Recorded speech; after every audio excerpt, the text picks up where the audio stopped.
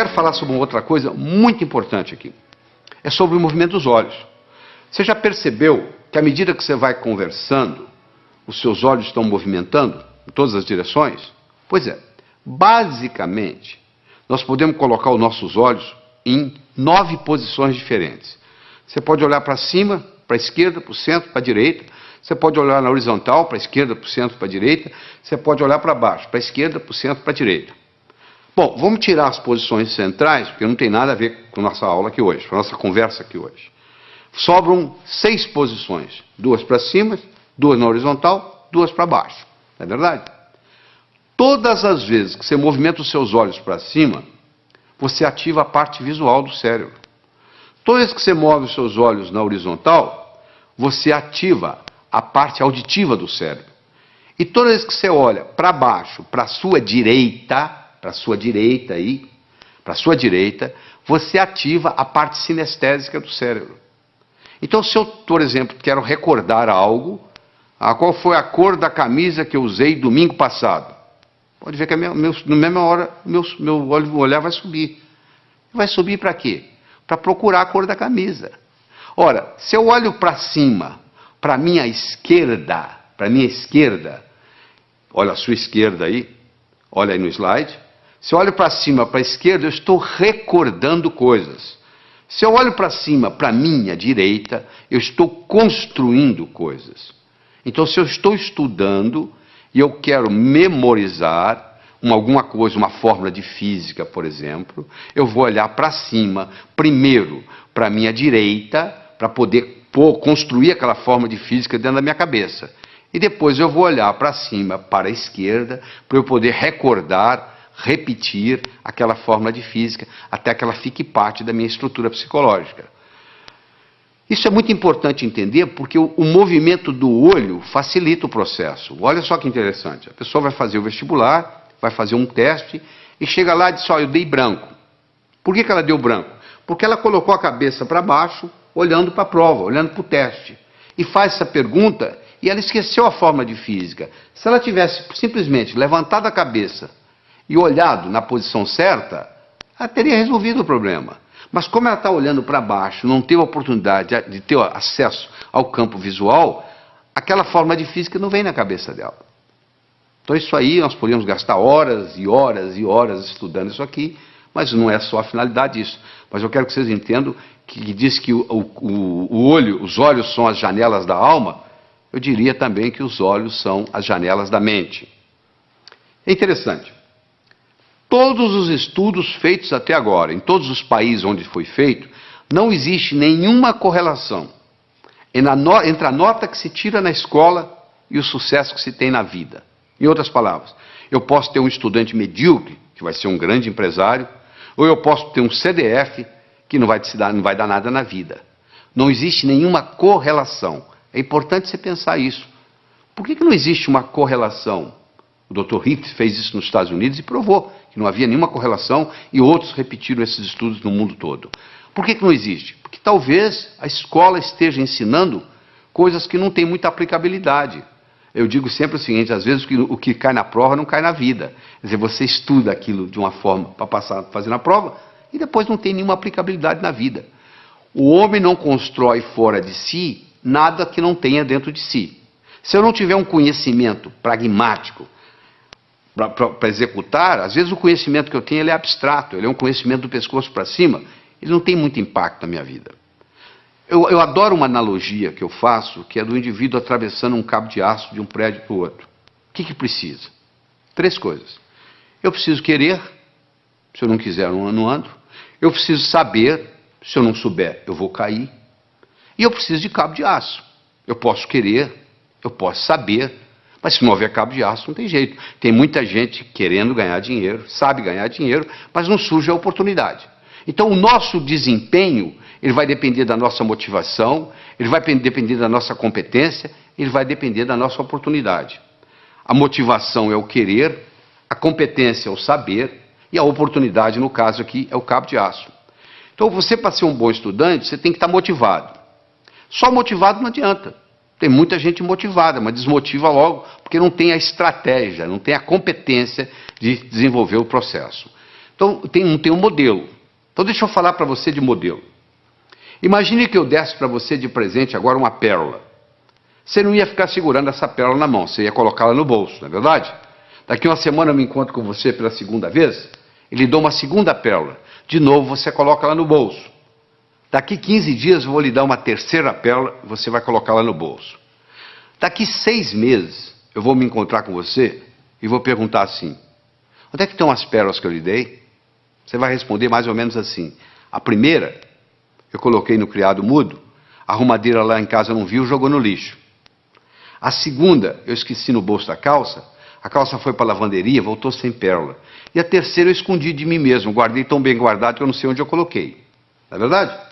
Se eu desse para você, antes de lhe dar a pérola, eu desse para você um fio de nylon e orientasse você para colocar as pérolas no fio de nylon, você ia fazer um colar. Se você colocasse esse colar no pescoço, e daqui 6 meses eu me encontrasse com você e perguntasse onde estão as pérolas que eu lhe dei, você ia dizer: estão aqui, eu fiz delas um colar. Meus amigos, você que está aí assistindo, olha só, as pérolas são ideias. O cemitério está cheio de gente que teve boas ideias, ou não fez nada com elas, ou estragou a vida. Eu já vi muita gente estragar a vida por causa de uma boa ideia. Se eu tiver uma boa ideia, mas não tiver um modelo por trás, é um desastre. Então, a melhor definição que eu conheço de educação é a seguinte: educação é aquilo que fica depois que você esqueceu tudo que você aprendeu. O que fica? Ficam modelos. Tá bom? Eu vou demonstrar isso para você agora. Você vai olhar essa figura que está aí na tela, você vai concentrar nesses 4 pontinhos que está entre os 2 olhos, os 2 corações aí. Eu quero que você olhe aí fixamente por 30 segundos, sem piscar os olhos. Quando eu falar 1, 2 e já, eu vou passar o slide. Aí você vai piscar os olhos 3 vezes. Combinado? Continua olhando fixamente para a tela. Atenção. 1, 2 e já! Pisca os olhos. Isso, eu vou lhe dar uma chance, não fique tranquilo. Eu vou lhe dar mais uma chance, tá? Você vai focar aí, foca. Quando eu falar 1, 2 e já, eu vou passar o slide e você pisca os olhos 3 vezes. Combinado? Atenção. 1, 2 e já! E aí, o que você viu? Você está vendo a imagem de Jesus Cristo? Mas essa tela está em branco, não tem nada. Você está tendo uma experiência de uma realidade virtual. Isso que está acontecendo aí, uma realidade virtual. Mas se você não tivesse visto antes esse slide, você não ia ver essa realidade virtual. Ou seja, eu tive que primeiro criar no seu cérebro um modelo de contraste para depois você poder ver isso. Entendeu como é que funciona a coisa? Então, quando eu tenho um modelo, fica fácil eu identificar. Eu vou confirmar isso agora com você. Escolha qualquer número, pode escolher o que você quiser. Pega um papel, uma caneta para você fazer esse exercício, se for o caso. Eu quero que você escolha qualquer número entre 17 e 77. Quero que você acrescente 7 a esse número. Acrescentou? Muito bem. Eu quero que você multiplique a soma por 2. Então você vai escolher um número entre 17 e 77, você vai acrescentar 7, você vai multiplicar a soma por 2, dessa soma você vai subtrair 4. Aí agora você divide o resultado por 2. Então você escolheu o número, você acrescentou 7, você multiplicou a soma por 2, você subtraiu 4 e você dividiu o resultado por 2. Agora você subtrai o número original. Subtraiu? Pois é, você sabe qual é o resultado? Não precisa falar não que eu já sei. 5. Sabe por que eu sei? Porque eu criei um algoritmo cujo resultado dá 5. Você quer ver? Olha só, eu criei um algoritmo assim. Você escolhe um número X, você acrescenta 7 a esse número, tá certo? Aí você pega esse resultado, x mais 7, multiplica por 2, dá 2x mais 14. Você pega esse 2x mais 14, você tira 4, dá 2x mais 10. Você pega esse 2x mais 10, divide por 2, dá x mais 5. Você tira o número original, que é x, o que sobra? 5. Não é mágica, não, isso é tecnologia. O resultado vai dar 5, não tem nenhuma dúvida. Então eu criei um algoritmo cujo resultado é 5. Do mesmo modo que eu posso criar um algoritmo para ter sucesso profissional, e o resultado vai ser sucesso. Então quando eu tenho um algoritmo, quando eu tenho um programa testado, e eu coloco aquilo na minha estrutura psicológica, o resultado é muito simples. Quer ver? Eu vou fazer mais um teste com você. Eu quero que você conte quantos triângulos você consegue ver nessa figura. Eu sei que tem triângulos aí, os mais variados. Ó. Tem o triângulo AG, AGB, tem o BHC, e assim vai. Se nós pudéssemos ficar aqui uma meia hora conversando, você ia começar a descobrir triângulos para cá. Você diz, peraí, tem um triângulo aqui que é o ADB que eu não contei. Ih, peraí, tem o AEB. Olha, vai aparecendo, e eu quero saber se hoje o salário seu desse mês depende de você descobrir quantos triângulos tem aí. E eu vou obter resultados diferentes, dependendo do aluno que tiver, ou quem estiver fazendo isso. Mas se eu lhe der um modelo que eu vou dar agora, olha só que bonito. Nós temos 10 triângulos simples. Olha lá, o triângulo AGB, BHC, CHI, CID, DIJ, DJE, EJF, EFA, AFG e chega no AGB. Ou seja, você conta, tem 10 triângulos simples. Muito bem. Tem 10 triângulos duplos. O que é triângulo duplo? Eu tenho um triângulo que é o AHB, que é um triângulo duplo, ele tem 2 dentro dele. Eu tenho um triângulo que é AFB, ele também é duplo.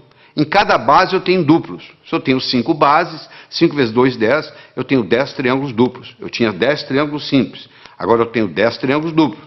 Eu tenho 5 triângulos grandes, como o ADB, como o BEC. E assim vai, você vai como CAD, são triângulos grandes, são 5. Então eu tinha 10, com mais 10, 20, com mais 5, 25.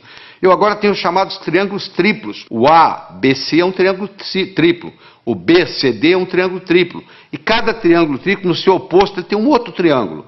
O triângulo triplo ABC tem o AJC, olha aí. O triângulo triplo BCD tem o BFD. Isso, como eu tenho 5, 5, 10. Então eu tenho um total de 10. Eu tenho 10 simples, 10 duplos, 5 grandes e 10 triplos. Eu tenho 35 triângulos. Mas eu perguntei quantos triângulos você conseguia ver nessa figura. Se você olhar a letra A, dentro dela existe um triângulozinho. Então a resposta certa seria 36. Isso não é pegadinha. Esse cuidado com a pergunta que é feita. Por isso que muita gente não passa no vestibular. Parece que a pergunta é pegadinha. Não, quantos triângulos você consegue ver nessa figura? Dentro da letra A tem um triângulo, que é aquele triângulozinho que você está vendo lá. Então o total seria aí 36. Agora que você aprendeu a contar os triângulos simples, os duplos, os triplos, os grandes e o que está nas letras, pronto, agora você criou um modelo de como contar triângulos. A sua inteligência para contar triângulos aumentou. Você deve estar perguntando, mas o que isso tem a ver? O que eu vou fazer na vida se eu aumentei minha inteligência para contar triângulos? Não, eu estou dando um exemplo. Do mesmo modo que você aumentou a sua capacidade de contar triângulos, se eu lhe der modelos outros, que nós vamos estar dando aqui durante essa apresentação, isso vai melhorar tremendamente o seu estudo. Eu mencionei que eu escrevi um livro chamado Como Passar no Vestibular. Esse livro foi fruto de um trabalho onde eu trouxe a São Paulo 18 jovens que tiraram o primeiro lugar no vestibular em diferentes capitais do Brasil.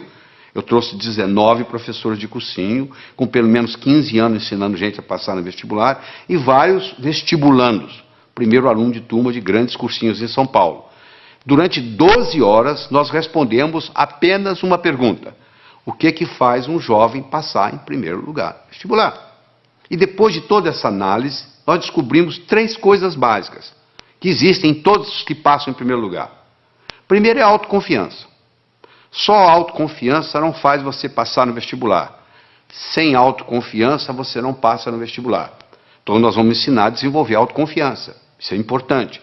Aquele branco que dá na prova, muitas vezes, é falta de autoconfiança. Então a autoconfiança é fundamental. Todos esses jovens que passaram em primeiro lugar no vestibular tinham confiança de que iam passar no vestibular. Essa é a primeira coisa. Segundo, todos eles tinham motivação para estudar. O vestibular não era um obstáculo, era uma etapa. Porque a visão deles estava lá na frente. O que eles iam fazer depois de formado? Eles já estavam pensando lá na frente. E aquele vestibular era nada mais, nada menos do que uma etapa, e não um obstáculo. E todos esses 18 jovens que tiraram o primeiro lugar, eles tinham estratégia em tomar nota em sala de aula, estratégia em se preparar para a prova, estratégia em fazer prova, estratégia em estudar em casa, tudo isso, estratégia em ler, estratégia em memorizar, todos eles, sem exceção, usavam mnemônicos, usavam um processo de memorização, provando que todos nós temos uma ótima memória. Às vezes nós não sabemos usar essa memória. A Helen Keller, que como você sabe era surda, era cega, e etc, etc, etc, e acabou sendo uma grande escritora, eu recomendo você ler a biografia de Helen Keller, que é fabulosa, ela tinha uma frase famosa que ela dizia assim: jamais alguém concordará em rastejar se sentir um impulso para voar. Todo ser humano tem um impulso para crescer, faz parte do espírito humano. A pessoa nunca chega e fala, eu quero piorar. Todo mundo está querendo melhorar, não é verdade? Você, eu, todos nós estamos querendo melhorar. Agora, que infelizmente, uma pequena minoria consegue isso, que a maioria navega na vida, a deriva. Por quê? Porque lá na escola o professor não soube ensinar a pessoa como estudar. Porque já que você vai estudar tantos anos, já que você vai depender de tudo isso, da leitura, tanto tempo, nós brasileiros lemos numa velocidade muito lenta. Nós temos um problema muito grande com leitura. E eu vou ter oportunidade de discutir isso aqui com você. Mas deixa eu começar a desenvolver com você a inteligência lógico-matemática. Então eu tenho um probleminha aí, olha que bonito. 9 executivos se encontram para a discussão de um projeto. Antes da reunião se iniciar, eles se cumprimentam, cada um apertando a mão de todos os outros. Eu quero saber quantos apertos de mão ocorreram. Esse é um problema simples que já caiu no vestibular. É uma coisa simples. Você tem 9 executivos, cada um vai apertar a mão do outro, e eu quero saber quantos apertos de mão. Por onde você começa? Bom, então vamos ver? Coloque-se lá dentro. Você é um deles. Ora, se são 9, você é um dos 9. Você não vai apertar a mão de você mesmo. Você vai apertar a mão de 8. Não é verdade? Ora, se você vai apertar a mão de 8, cada um vai apertar a mão de 8. Ora, se são 9, cada um apertando a mão de 8, 9 vezes 8, 72. Só que quando eu aperto a sua mão, você aperta a minha. Então eu tenho que dividir isso por 2. São 36 apertos de mão. Ah, que beleza, quer dizer que é assim? E se fosse 8? Vamos pegar 8 executivos. Bom, se são 8 executivos, cada um não vai apertar a própria mão. Ou seja, vai apertar a mão de 7. Cada um dos 8 vai apertar 7 mãos. Se 8 vezes 7, 56. Dividir por 2 dá 28. Ah, e se fossem 6 executivos? 6 vezes 5, 30. Não é verdade? Dividir por 2, 15. 15 apertos. Olha que bacana. Aí eu chego a um algoritmo, que eu tenho que multiplicar o número de executivos vezes o número de executivos menos 1, dividido por 2. Se eu tivesse 10 executivos, você me responde agora. Quantos apertos de mão?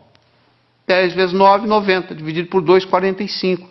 45. Quanto tempo você gastou para fazer isso? 1 segundo. Por que você gastou 1 segundo? Porque eu criei no seu cérebro um algoritmo.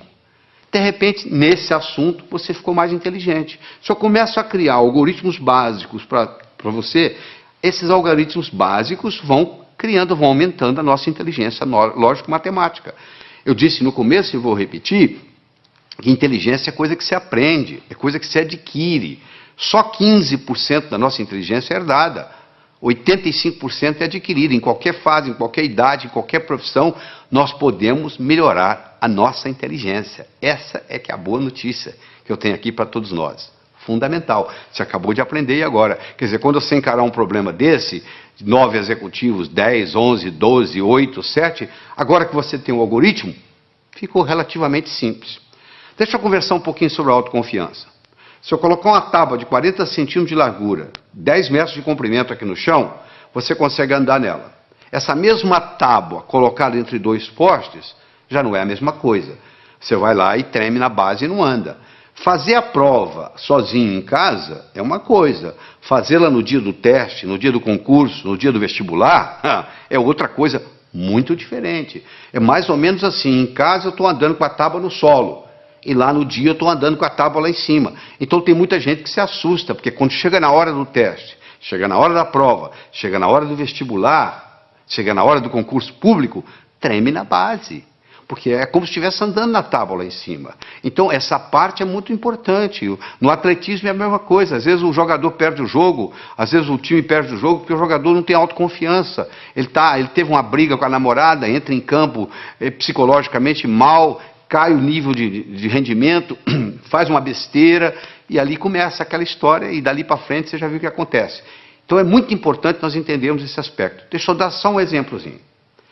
Vamos imaginar que você gosta de futebol, tá? Que você está domingo à tarde assistindo uma partida de futebol. E o seu time fizeram um pênalti contra o seu time e o atacante principal do seu time vai bater o pênalti. E ele bate o pênalti, só que a bola pega na trave. Se você observar esse atacante, nos próximos 10 minutos, ele joga mal. Por que ele joga mal? Porque ele fica ruminando aquilo. Poxa, eu perdi uma oportunidade de fazer meu time ganhar. Poxa, perdi o pênalti. Então, até ele se recuperar daquilo, leva um tempo. Imagina você está fazendo uma prova de 80 perguntas. Você tem 4 horas para terminar a prova. Você encara o primeiro problema. Você fica 7, 8 minutos no problema e não consegue resolver. Sabe como é que a sua autoestima faz? Vai lá no pé. Pronto, a sua autoconfiança acabou. O resto da prova você já não tem o mesmo desempenho mental. Olha que interessante. Para fazer prova existe estratégia. Você quer estratégia? Você lembra quando você era criança, você jogava vareta? Soltava as varetas na mesa? Qual que você pegava primeiro? A mais fácil. E depois? A mais fácil. E depois? A mais fácil. Você não ia buscando a mais fácil? Então, na prova é a mesma coisa. Você tem que pegar a prova e dividir ela em questões A, B e C. A são aquelas perguntas que você sabe responder. B são aquelas que você sabe responder, mas que vai dar um pouco de trabalho. E C são aquelas que você não sabe se vai responder. Você responde às A's, marca as B's e pula as C's. Se você, aí quando você terminar as A's, você já fez bastante ponto, a sua autoestima já está elevada, você vai e resolve as B's. Se sobrar tempo, você vai encarar as C's. E se não der, você então entra com a estratégia de chutar. Você entendeu? Mas quando, é uma estratégia simples, é a estratégia de jogar vareta. Mas uma pessoa que não tem essa estratégia simples na cabeça, ela encara uma prova, um concurso, ela pensa que tem que responder na ordem, 1, 2, 3, 4, 5, 6. Por azar, ela pega uma pergunta que é difícil para ela, que ela não sabe a resposta, e ela perde ali 6, 7, 8 minutos e sai dali desanimada, já, a autoestima já lá embaixo. Olha o impacto que tem. Uma explicação simples dessa, olha a contribuição que faz para você, olha a diferença que isso faz. Vamos continuar no nosso processo lógico-matemático? Então eu tenho mais um probleminha para você. Olha aí. Um comerciante comprou uma cadeira por $70. Vendeu-a logo em seguida por 80.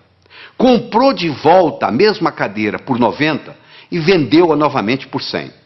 Quanto foi o lucro dele nessa transação? Então ele comprou a cadeira por 70, vendeu por 80. Comprou a mesma cadeira por 90, vendeu por 100.